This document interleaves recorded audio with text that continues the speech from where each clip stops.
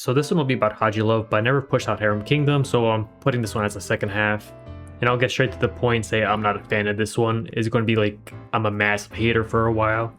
So you look at a title like Harem Kingdom and you think of like, oh, this is one of those like porn-focused titles, and you wouldn't really be wrong. It has a fucking ton of them. It has like 35 or so. I don't remember how long the title was. I feel like it was around like 20 to 30 hours, but maybe the H scenes just made it feel longer. Basically, it has a lot going on between all these H scenes, especially with the common route. Even at the beginning, it surprised me that the first one or two times he even backs off on doing the H scene and just wants to spend more time with like, hey, this is great. HajiLove, on the other hand, it's like 10 to 12 hours long and has a whopping total of fucking 30 H scenes. Technically 29, but one is just two of them smashed together and counts as one. Holy shit, why does it have so many? Especially when it only has like 4 characters compared to the usual 5. This is my main gripe of the title. It's like split evenly in the middle between H scenes and character interactions. Like it's like a 60-40% type thing. Like each route has 3 scenes before the characters confirm their feelings for each other, and then there's 9 scenes after that. And almost every scene of those 9 have an H scene near the end. It's like, holy shit, I had more spacing between H scenes with some like Emoto Paradise or whatever. It's like, how is it this bad? And the funny is, HajiLove still has way better spacing than Primal Hearts. I hate that one so much.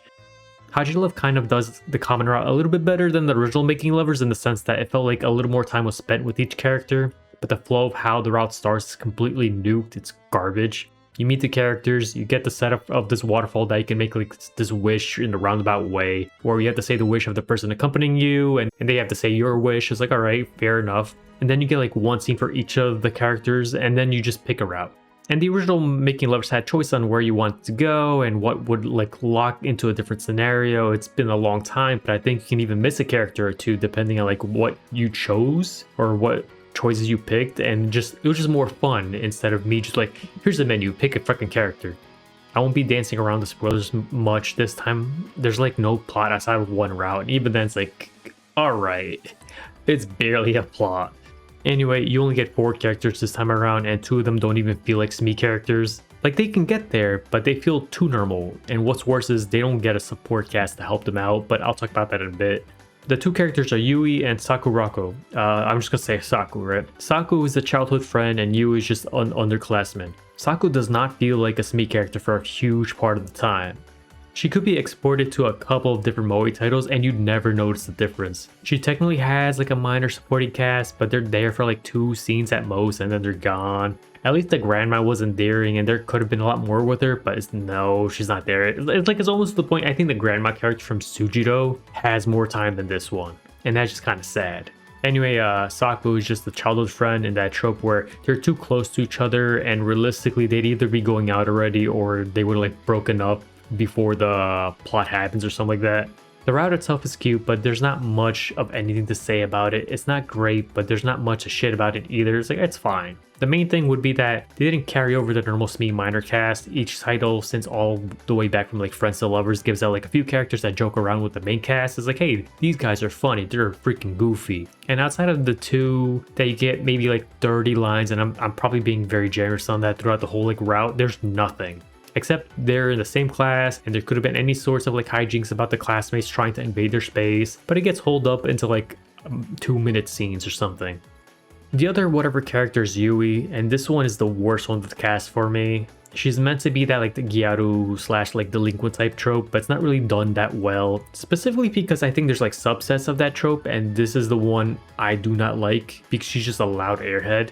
And that's kind of the point in her route because she's like semi-faking it to appease some of their friends and some of the crowd. But it basically became her character when she could have like had personality shifts, I guess, depending on where they're at, like or if they're home or something, or if they're alone. And then she had like this one scene where she's faking to have a boyfriend because this other like delinquent and their fan base is making fun of Yui, and the premise like, oh, you're a virgin or some bullshit. So the main character and Yui fake it for their first bit, except the other group just disappears outside of like one scene that's optional because it's one like the date spot sections. I do not remember. You can pick I think 3 areas and I think she's only in one of them. It's like, wow, you are so unimportant.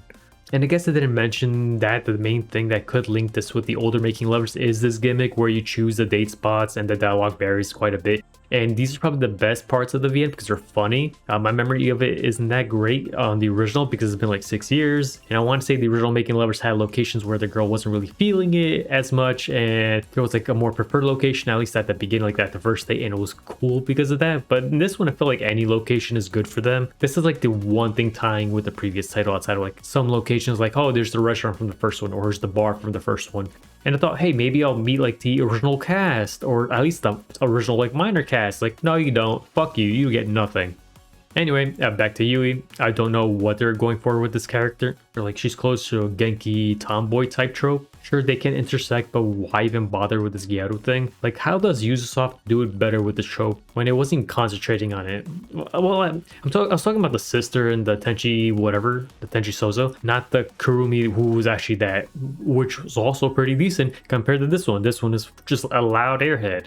I feel like if they dropped that personality like near the start of the second phase, I might have enjoyed it more. This is also the first route I went for, mainly to get out of the way, because I was like, I don't think I would like this one, and I did not. There's like fuck all to do in this route. There's a whole thing that she has this idol thing that she follows and she copies her fashion and like how she talks and all this, and she sings really almost perfectly compared to it's all this other crap I don't care about. Like she's really into it and it's not bad indirectly considering it bridges the main character and Yui a bit because the main character doesn't really freak out or like talk shit about it. It's like, oh, he accepts me for what I like. It's like, alright, cool. This is more of an H scene factory than anything else. I feel like this one would work with something like Machiro from the original, where I didn't like her all that much, but she had a decently large ongoing supporting cast that made it great. It was probably better than her, right? In Yu's route, you do get other characters here and there, but they last for minutes at the time. Like you get a scene with her parents, and the dad was fun. It's like, oh, this is great, but you only get to see him once. You get this other character halfway through the route and they rarely show up even though they're like the only character that pushes the plot around or the plot forward. And even like I said before, the link with friends mostly just vanished outside of like 1 or 2 liners. One only popped up in an H scene and it's because it's like, oh, this is the other kink. A lot of her freaking scenes are like kinks. It's like, all right, I guess. So with those two out of the way, the other 2 characters are Kouta and Hatsuho. These are the 2 characters that felt like they could be put into like other SME titles and they'd still work, though more so with Hatsuho than Kouta. A lot of what makes a SME character is either they're very unhinged from the start, or getting unhinged from like specific triggers, or they swing from one personality to the other repeatedly and it's funny. Both of these kind of do that. Kouta's whole thing is she is the oldest sibling. She takes up way more responsibility than she should and the parents understand that and they're like, oh, but we kind of need you. There's a lot more scenes with her family than the rest of the routes, but even that diminishes sharply early on, maybe like scene 3, or I guess scene 6. And those were some of the best scenes of the title, but their whole thing is the main character likes being spoiled by her, and Kouta's really into that as well. And then they eventually goes the other way, and she gets spoiled by the main character, and it's the usual thing of both of them learning to rely on each other with like less reservations, like, hey, this is nice. It's not very uncommon anymore, but it was nice. Her parents are funny, the younger siblings are alright, and there should have been a lot more scenes with the baby siblings because they're really cute, and you only get to see them like maybe twice, maybe 3 times. This route is also where it handled the minor cast the best and always felt like a staple from SME. Sure, they don't stick around all that much throughout the routes, but there's like a lot of smaller groups. There's a scene with their club, and then there's scenes with like the siblings or the parents, and there's siblings with random people from the school wondering how Kouta and the guy got together. It's like, alright, cool. And it was always good. There was always something happening. Funny enough, this was also the route that had the best spacing between the H scenes, where I think once it even had like a whole 3 whopping scenes before an H scene happened. Like, holy shit, so amazing. But then you get like 2 H scenes close together, but honestly it was fine. Well, it was either fine, or after I had to go through Yui's route, it was like, hey, this is great in comparison. Finally, onto Hatsuho. This was the intended final route. It's the only one that really had any plot, if you really want to call it that. It ties back to why the main character behaves the way that he does, but in the end, none of that really matters. I also didn't mention that throughout the routes, there's like interims where you can see a scene with the POV from the female lead, and these are generally great. But for Hatsuho, you get none of them until after the route is over, because some of them would spoil the plot points, I guess, and they were just like saving it up. At first, I thought maybe it's something with the jazz version fucked it up again. I think it was like AO5 or if I had to get a patch. But maybe by scene 3 or something, I thought it was actually intended because her ass doesn't really have a filter for the most part. She's always like a weirdo and she just says what she wants wants to say, only to be shown later. It's like, hey, that was not actually the case. She is a weirdo, but she has all sort of reservations, and it goes through. It's like, oh, this is nice. But yeah, basically Hatsuho's a weirdo. Her whole family are a bunch of weirdos, but especially her and her mom. There was a whole musical aspect to some of the scenes, but honestly, I don't think it was really connected amazingly. But that's mostly because I think it was trying to go for like 3 different things at once, and it became like really busy. Because again, this is only like 12 scenes max. There's not time, especially when half of it is H scenes. Technically, this is the best route in the game, but the H scenes were kind of boring the shit out of me again, to the point that I personally like Kouta's route more, even though Hatsuho is closer to what I like about Smee. Overall, I'm not really a fan of HajiLove. There's enough high school, like, slice of life stuff already, and Smee generally has other settings going through it, and it made it feel more refreshing. I remember saying that Love Pickle Poppy or whatever it's called kind of felt like a downgrade to like the Smee titles I've read. But now comparing it to HajiLove, like, hey, this is actually a really decent improvement. This is actually pretty good. There's only like an extra title between these two, and I'm wondering where that one will stand. But I want to say it has to be better than HajiLove, and I looked at like, okay, how many H-ins do you have? And it was like split in half. It's like, oh, you learned. Holy shit. Maybe this one's for me. I'm giving it like a high 5. It didn't piss me off as much as like Primal Hearts, but I just expected way more out of it. It's more like I like Smee, and I didn't like this, so it's a very petty vote, or a very petty score. If you just want like a basic happy experience with these characters, it's fine. It's like a 7. It works. But I was here for like Smee characters being unhinged and being goofy and everybody having fun. It's funny, not a title where it has more H scenes than a few like Nukeges that I've read. It's like, hold on, how do you have more? Now it's time for Harem Kingdom. It was a lot better than I expected. A lot of that was due to the name of the title. It just sounds like some throwaway Nukege title that's put out while they're working like their usual like unhinged comedy titles. Like, alright, this is just something on the side. And there's still a huge amount of porn at the second half, so holy crap. But it really felt like throughout the whole thing, it was like 80% to 20% porn split, especially in the common route. The H scenes themselves were really short at first, and even by the end, it's still technically short, but just with a lot more characters jumbled in, so it just feels really long. I was kind of dying inside, and I should have just skipped all of that. The last ending I went through came back to what I actually liked about Smee, just that it was pretty short. It's more like the porn became almost 70% of it, depending on the route that you chose. Like, oh, there's so much, but there's still like a lot of scenes in between, and it's like, hey, this is nice. It's a title where I probably put it close to one of my favorites if I actually skipped all the H scenes. I should have, but there's always like that 1 or 2 parts of a scene that's like, hey, there's a big ass nugget that it makes something impactful for their like character interactions. Like, all right, I can't skip it anymore, and it's like, that sucks. The unhinged comedy is still around, and there's a lot of good shit in it, but it's mainly carried by the voice actors just fucking around, especially Akari and Sophia, where they jump to different personalities depending on the joke. Maoro was probably like my favorite, and Kiki was probably the one I didn't really care about. Kiki's side gimmick is just kind of too close to what she normally is, so it doesn't really stand out as much. While someone like Sophia is generally like, oh, she's a very vanilla character as the main appeal, but then she's like generally the butt of the joke quite a lot due to how much she reacts to people's messing with her, and sometimes she becomes like a massive cuck, and it's just kind of funny going through it. Maoro is also kind of one note in the sense that, hey, she's a workaholic that likes to go out and get a drink here and there. She does have other things going for her, but it's more of just like used as a clash from what she normally is, and when she's around the main character. It's not a common occurrence, so I wouldn't really even call it like a side gimmick like Akari or Sophia has. Maoro has a lot like plot related stuff, but even then I think a lot of these characters have something with the plot,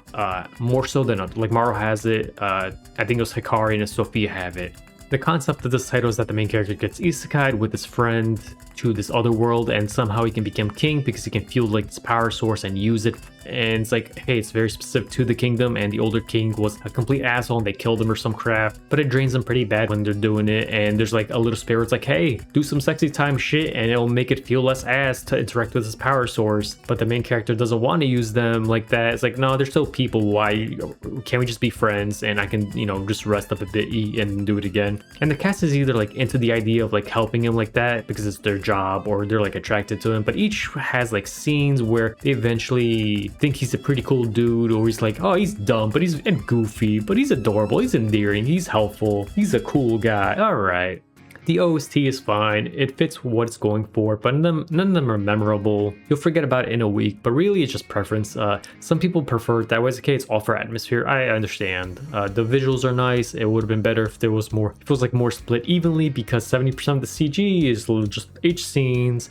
They were doing a lot of goofy shit during like the common route in the comment sections, comedy sections, whatever you want to call them. And those could have gotten some love for the library. It's like, hey, some CGs here and there, but you get nothing. They could have been a lot more memorable than like HC number 33. It's like, all right, how many more do you have? I feel like the cast was better spread out compared to some of the other titles, where it was generally the job of the protagonist to be as goofy as you can get, and the rest of the cast were like mainly normal until later on, but will have like a safe margin of being around 70% normal. Whereas this title is more like some of the goofy shit from the main character has been transferred to the rest of the cast, and everybody became like a very healthy like 60% retarded instead of going almost 90% with the protagonist, right? It's a healthy share. The rest of the cast never hit the levels of Unhinged that like the Asa Project characters get. It's like, holy crap, some of them go crazy. Basically, it's still fun, you get some laughs, and it's hard to start getting annoyed by their hijinks. Overall, I had a lot of fun, but mainly on the common route and Maro's path, or Maro's route. The rest of the routes had their own moments, but Maro's was just consistently good from what I remember. These routes aren't exclusive to the character, they're just like the focus for the last couple of scenes where they slapped some plot for each one. Maro and Hakari had the most important bits, and then I guess Sophia. I feel like parts of the translation were pretty liberal with what they're going for, but I'm in the section or the faction where I don't care as long as it's really funny, especially for a title like this. There's some minor characters that were really fun, and some I don't even know what you even place them as. They're like basically group A or B or C, and they're just there to be public nuisances and joke around, and it works if you're really into it. If you're generally a fan of Smee, then I think it works really well. As of yet, I'm giving it around a 7. There's nothing that super stands out, and it just does its job well, and it just leaves. If you're putting like a score specifically on the comedy, or like how stupid it can be, or like how much of a fun time are you having, it's a pretty solid 8. And I could even put it like a 9 if you skip through like all this porn in the routes where it's like, holy, there was just too much. But if you skip them, hey, it can be a 9.